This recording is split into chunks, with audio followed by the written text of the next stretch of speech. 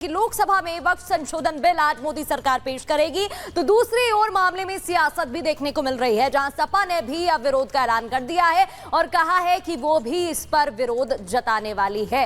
पूरे मामले में क्या कुछ संशोधन की बात कही जा रही है, कौन सी वो प्रॉपर्टी होंगी, रिपोर्ट के जरिए आपको समझाते हैं।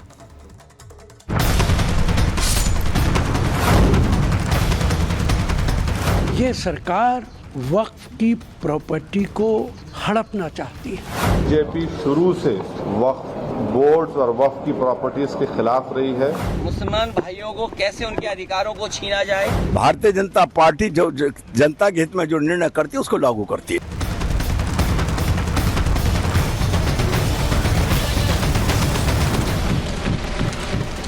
सरकार ने वक्फ कानून में बदलाव का इरादा जाहिर कर दिया है। आज लोकसभा में वक्फ कानून में बदलाव का बिल पेश होने वाला है। वैसे भी मोदी सरकार के लिए अगस्त बड़े फैसलों वाला महीना रहा है।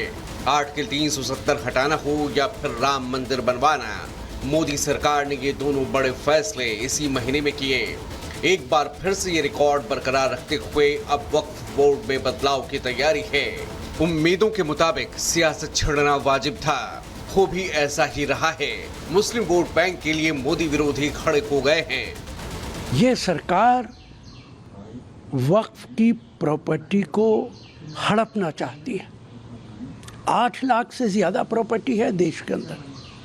बहुत सारी प्रॉपर्टी आर्मी ने हड़प कर रखी है, जिसे सरकार देने को तैयार नहीं है। बीजेपी शुरू से वक्फ बोर्ड्स और वक्फ की प्रॉपर्टीज के खिलाफ रही है और इनका एक हिंदुत्व का एजेंडा है, आरएसएस का एजेंडा है कि वो शुरू से वक्फ प्रॉपर्टीज को और वक्फ बोर्ड को खत्म करने की कोशिशें करती रही। सरकार को भी पहले से ही सियासी संग्राम का एहसास था, इसलिए सरकार ने इस पर पूरा होमवर्क किया। सरकार ने पिछले 2 महीने में करीब 70 बैठकें की। बैठकों में वक्फ बोर्ड के नुमाइंदों से बात की गई, मुस्लिम जमात के बुद्धिजीवियों से भी राय मशवरा किया गया। संकेत ये है कि सरकार ने अपने सहयोगियों को भी साथ लिया है। बावजूद इसके संसद में सहमति नहीं बनी तो बिल संयुक्त समिति में भेजा जा सकता है, लेकिन अब सरकार पीछे हटने वाली नहीं, बड़े और कड़े फैसले पर अमल करने वाली है। वो केवल ध्रुवीकरण करके हिंदू मुसलमान करके अपनी राजनीति सेकना चाहती है। मुसलमान भाइयों को कैसे उनके अधिकारों को छीना जाए, उनकी अधिकार जो मिले हैं, जिन्हें आज़ादी के अधिकार हैं या उनके स्वतंत्र जो अधिकार हैं, उनके अपने धर्म को लेकर के अपनी कामकाज की व्यवस्था को बनाए रखने के लिए। वक्फ क्यों है? वक्फ इसलिए है कि दबे कुचले पिछड़े मुसलमानों के उत्थान के लिए बनाया गया वक्फ था और उसका कोई सदुपयोग नहीं हुआ है, दुरुपयोग ही हुआ है सन 47 से आज तक। यानी बदलाव की शुरुआत विरोधियों को रास नहीं आ रहा, जिसे रोकने के लिए साजिशें भी शुरू हो चुकी हैं। जिन मुसलमानों के वोटों की फसल काटने के लिए इंडिया अलायंस वक्फ बोर्ड में संशोधन का विरोध कर रहा है, उन्हीं मुसलमानों के बड़े संगठन सरकार के साथ आ चुके हैं। इमाम एसोसिएशन और सूफी काउंसिल ने कह दिया अब वो वक्त आ चुका है जब वक्फ में बदलाव जरूरी है। हालांकि मैदान में मोदी विरोधी धर्मगुरु अभी भी मौजूद हैं।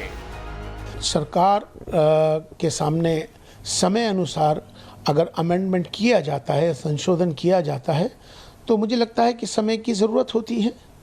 तो उस पर किसी तरह का विरोध करना या उस पर राजनीति करना, मुझे लगता है कि ये अच्छी बात नहीं है। हम नहीं समझते कि इसमें किसी किस्म के कोई अमेंडमेंट की ज़रूरत थी। ऑलरेडी वक्फ बोर्ड्स पूरे मुल्क में अपना काम कर रहे हैं और ये properties as per Islamic law लोगों ने वक्फ की हुई हैं। अब सवाल उठ रहा है कि क्या मुसलमानों में इस मुद्दे पर दोफाड़ हो गई है और विपक्ष क्यों इसे हिंदू मुसलमान का रंग दे रहा है। Bureau report, Republic Bharat.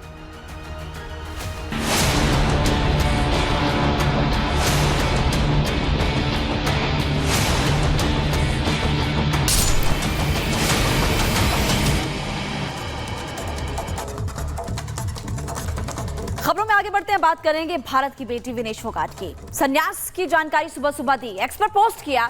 उनके इसी पोस्ट को लेकर, संन्यास को लेकर महावीर फोगाट क्या कह रहे हैं वो आपको बता दें। विनेश के संन्यास के ऐलान पर बोले महावीर फोगाट, हम सब उसको मिलकर समझाएंगे, उसके बाद फैसला करेंगे। साल 2028 ओलंपिक के लिए लड़ने के लिए उसको मनाएंगे। हमें गोल्ड मेडल की उम्मीद थी, ऐसे में किसी को भी दुख होता है तो छोड़ देते हैं। इसके अलावा देखिए, हरियाणा के मुख्यमंत्री नायब सिंह सैनी की तरफ से भी ऐलान किया गया है कि जिस तरह का सम्मान सिल्वर मेडलिस्ट को किया जाता है, उनके आने से उनको जो सम्मान दिया जाता है वही सम्मान विनेश फोगाट को भी मिलेगा। और इसी को लेकर महावीर फोगाट कह रहे हैं कि सरकार का धन्यवाद करता हूं। 24 में तो पक्का ही होता है जो ओलंपिक गोल्ड मेडल लेगी, और वो जो वंचित रहेगी, डिस्क्वालीफाई कर दी, तो स्वाभाविक बात है, जो कोई भी हो तो क्यों उसकी जो आत्मा भराती है महसूस करता है, छोड़ दो, इससे ऐसे दुख होता है उसको। तो ये वो आएगी, उससे सब मिलके बजरंग हम सब मिलके जो करेंगे, उसको समझाएंगे। कोशिश होगी 2028 के लिए जो है उसको जो समझाएंगे, भी हम सब मिलके आएगी, जब बैठ करके करेंगे बात।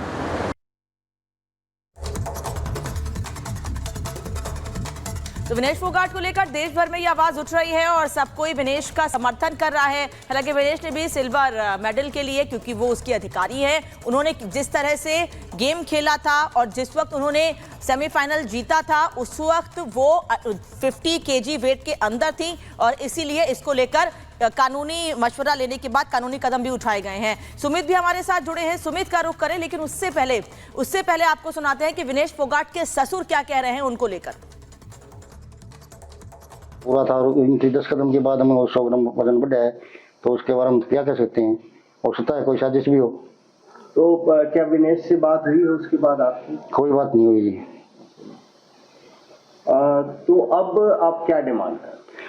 हमारी डिमांड ये है, माननीय प्रधानमंत्री जी, आप इस बात पर पूरा संज्ञान लीजिए और ओलंपिक संघ पर पूरा दबाव बनाइए। जो अधिकार हमारा हक है, इस देश की बेटी है, वो हमारी कोई अकेले की बेटी नहीं है, पूरे देश की बेटी है। और उसने 3 फाइट जीती है 6 तारीख को, उस टाइम उसका वजन पूरा था और सिल्वर मेडल तक वो पहुंची है।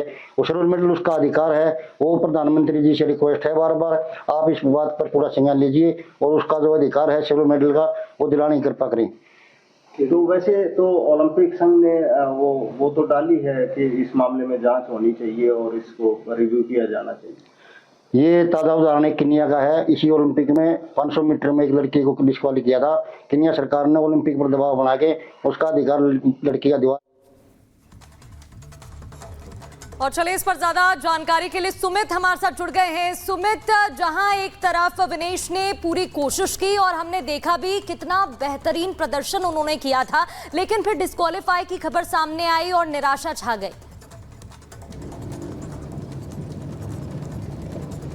बिल्कुल, ये पूरे देश का दिल तोड़ने वाली बात थी, जो क्योंकि उम्मीद ये कर रहे थे, हर किसी को विनेश से ये उम्मीद थी कि जिस तरीके से पहली बार वो फाइनल का मुकाबला कर जो है वो उसमें उतरने वाली थी और गोल्ड जो है भारत के लिए लेकर आएंगी और पहला गोल्ड भारत को पेरिस ओलंपिक में मिलेगा। लेकिन ये सब कुछ होना वाकई निराशाजनक था। विनेश फोगाट की तरफ से फिर आज इस बात को लेकर ट्वीट भी कर देना कि वो अब आगे मुकाबले जो है नहीं खेलेंगे, संन्यास यहाँ पर ले लेंगे, इसने और फैंस को जो है निराश किया।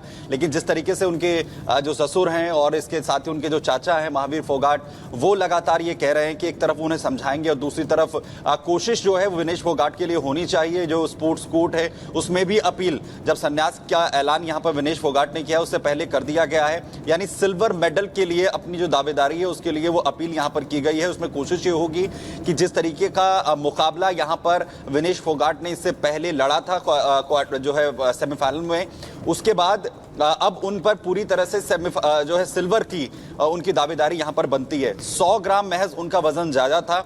साथ ही साथ आखिर जो एसोसिएशन है उसे लेकर भी जो उनके ससुर हैं वो ये कह रहे हैं कि दबाव होना चाहिए, उनकी उसमें भी जांच होनी चाहिए कि क्या कुछ कमी रह गई थी, किस वजह से उनका वजन जो है वो जो है बढ़ा। एक ऐसे खिलाड़ी हैं जिन्होंने कई बार चैलेंजेस का सामना किया, लेकिन उन चैलेंजेस से निकलकर वो बाहर आई और साथ ही उसके बाद उन्होंने अच्छा प्रदर्शन भी किया है। इसके पहले भी हम देखा था कि कई कारणों की वजह से विनेश को दिक्कतों का सामना करना पड़ा था, लेकिन खिलाड़ी वही है जो परेशानियों से उबर कर सामने आए, खुद को मजबूत रखे। विनेश लगातार वही करती आ रही हैं, लेकिन जिस खेल के लिए दिन रात एक कर दिया विनेश फोगाट ने, जिस खेल के लिए ना उन्होंने बहुत ज्यादा परिवार या दोस्तों पर ध्यान दिया, सिर्फ और सिर्फ अपने देश के लिए खेलने के लिए खुद को मजबूत करती रही, उसी खेल से विनेश ने कल जो कुछ हुआ उसके बाद संन्यास का ऐलान कर दिया है। उनके चाहने वाले और कुश्ती को समझने वाले लोग भी हैरान है कि अचानक